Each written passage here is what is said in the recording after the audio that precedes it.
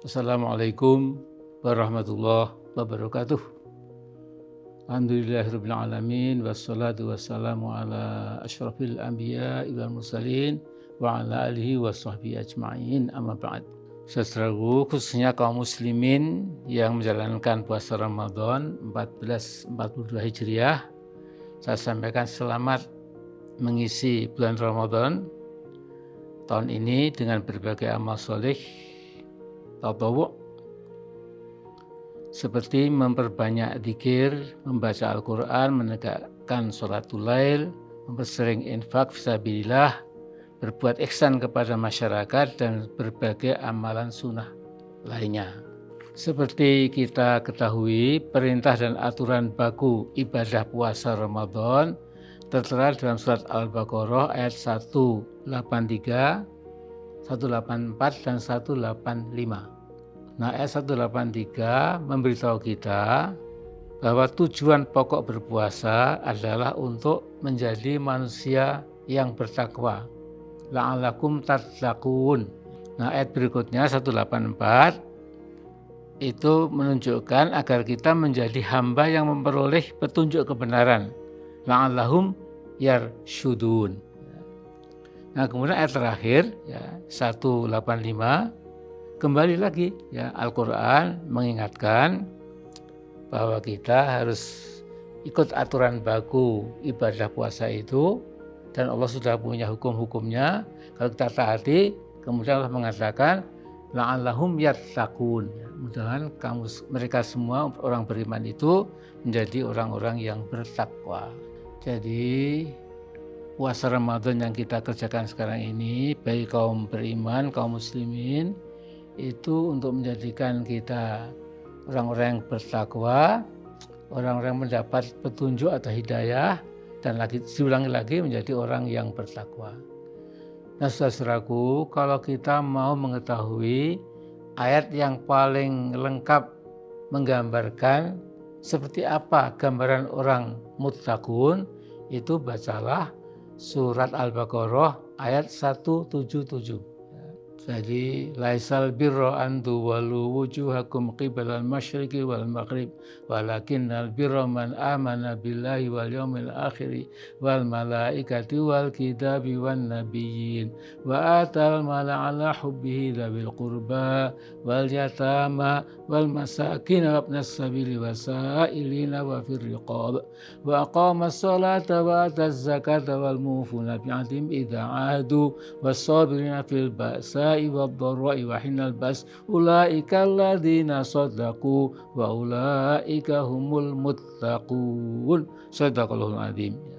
Jadi saudaraku, dari ayat 177 Al-Baqarah ini kita diberitahu oleh Al-Quran ada 5 komponen perwatakan dari manusia yang bertakwa, hamba Allah yang muttaqun atau muttaqin. Yaitu pertama, beriman kepada Allah, hari akhir, malaikat-malaikat, dan para nabi. Ini keyakinan kita yang komponen pertama. Yang kedua, mereka menginfakkan harta yang dicintainya untuk kerabat, anak yatim, orang miskin, musafir yang kehabisan bekal, dan peminta-minta, dan untuk memerdekakan hamba sahaya. Jadi mungkin sekarang perbudakan dalam arti dulu nggak ada, tetapi social bondage atau perbudakan modern itu sesungguhnya masih ada, ya, di mana para buruh di berbagai negara barangkali perkecil gajinya itu sehingga hanya cukup untuk menyambung nyawa saja, seolah-olah ini perbudakan juga, ya, itu harus dibebaskan. Kemudian yang ketiga, itu orang bertakwa melaksanakan sholat dan membayar zakat dengan konsekuen. Tidak boleh ada alasan nggak mau bayar zakat karena ini dan itu, ya.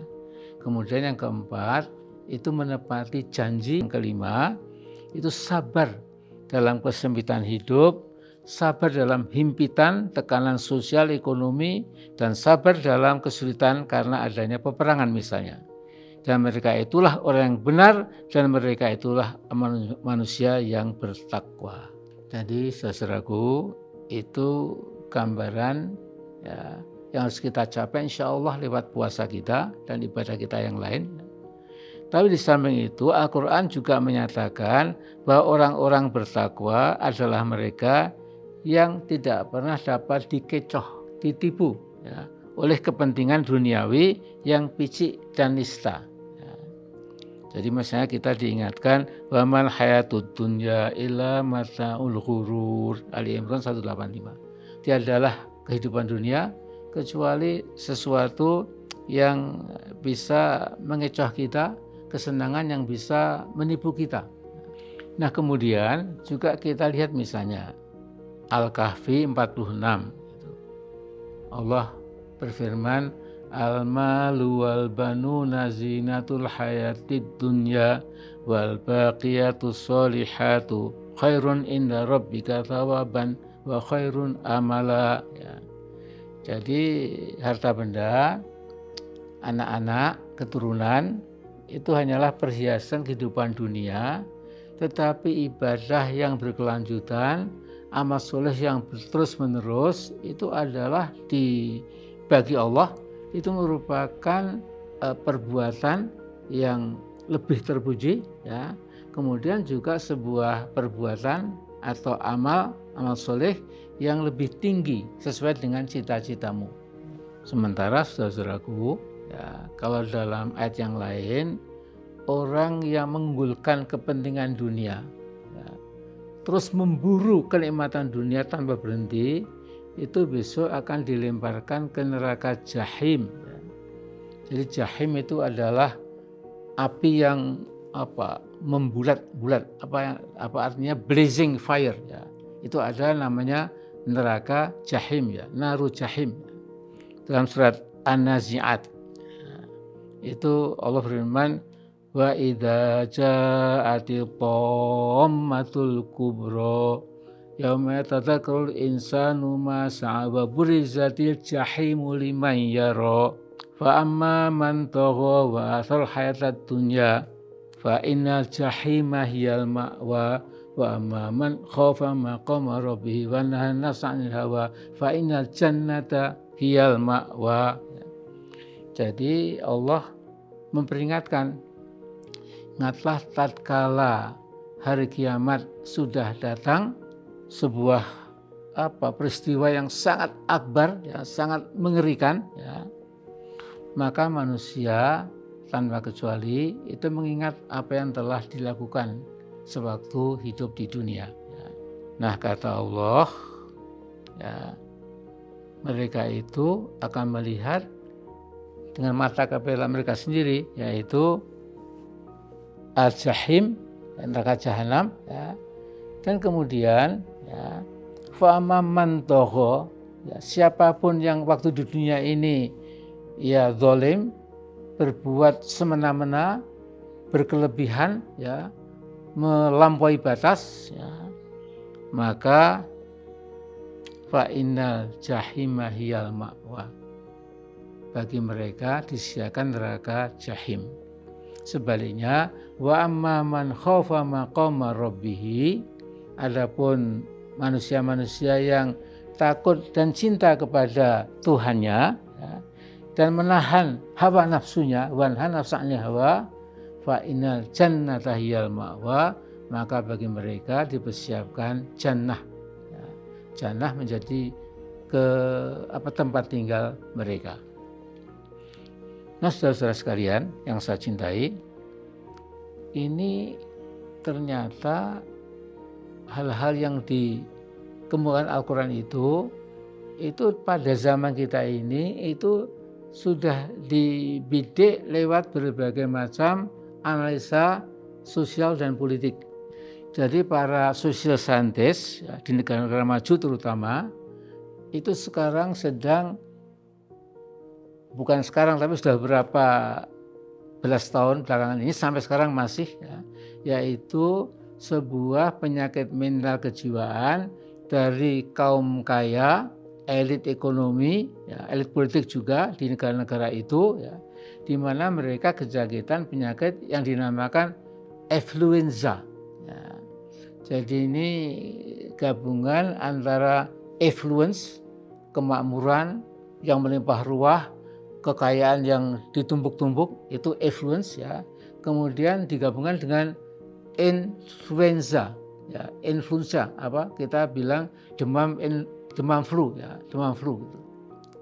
Jadi gabungan ini adalah istilah sosial untuk menunjukkan bahwa banyak negara-negara yang kaum elitnya ini sudah memburu tanpa henti kepentingan dunianya ya.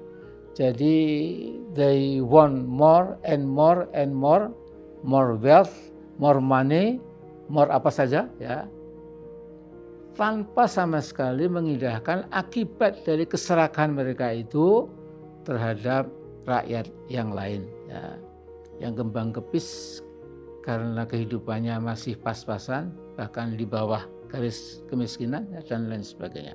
Jadi seluruh aturan moral, aturan sosial, aturan ekonomi, ya, rambu-rambu kemasyarakatan, ya, itu diterjang, digasak, ya, tanpa ampun. Demi apa? Demi mencapai gratifikasi fisikal, gratifikasi sosial, gratifikasi finansial, bahkan juga termasuk gratifikasi seksual. Itu yang terjadi di negara-negara modern, dan sayangnya saudara-saudaraku, Indonesia ini banyak yang sudah ketularan, apalagi para elitnya. Kaum influenza di negara kita itu, terutama oligarki ekonomi yang tidak bisa ditaklukkan sampai sekarang ini, ya, itu mereka terus saja membabat hutan, illegal logging, deforestation, malah bangga menjadi bandit politik, bandit ekonomi, bandit hukum, dan lain sebagainya. Pokoknya syahwat politik kekuasaan dan keberadaan mereka sebagai binatang ekonomi yang tidak mengenal kemanusiaan terus mereka umbar, apalagi mereka yakin hukum dan keadilan tidak berlaku buat mereka. Tidak bisa dijangkau oleh hukum. Nah, dengan undang-undang Cipta Kerja misalnya, para konglo dan korpo dan bandit-bandit mancanegara akan lebih mudah lagi untuk mengobrak-abrik negeri kita yang mestinya kita rawat dan lindungi sebaik-baiknya untuk anak cucu kita di masa depan. Nah, saya melihat cara Pak Lurah memaksakan pindah ibu kota ke Kaltim, saya kira ini juga merupakan gejala influenza, ya. Cuma karena dilakukan oleh negara, maka dampaknya lebih dahsyat, lebih luas, ya.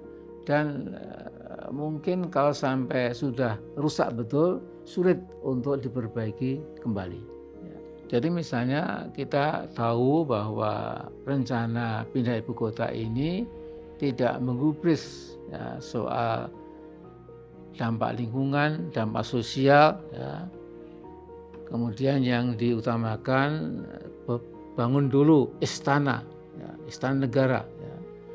500 triliun bisa dicari, ya. Kemudian ya dengan segala megalomaniak, ya, angan-angan yang sangat muluk-muluk itu, ya. Dan sepertinya apapun jalan terus, ya. Jadi tidak usah mengikuti kritik, masukan, ya, dari pihak non pemerintah itu, karena mungkin dianggap masukan itu masukan yang bodoh, datang dari orang yang nggak menguasai masalah, ya. Jadi pemerintah merasa pintar sendiri dan lain-lain, ya. Tapi saya kira hal ini, ya, saudara-saudara, itu sungguh berbahaya. Saudara, saya jadi ingat kisah unik dari Kaisar Hirohito, ya, setelah Perang Dunia Kedua. Kaisar Jepang ini itu diberitahu oleh pemerintah Jepang bahwa akan dibangun sebuah bangunan di lingkungan istana sang kaisar.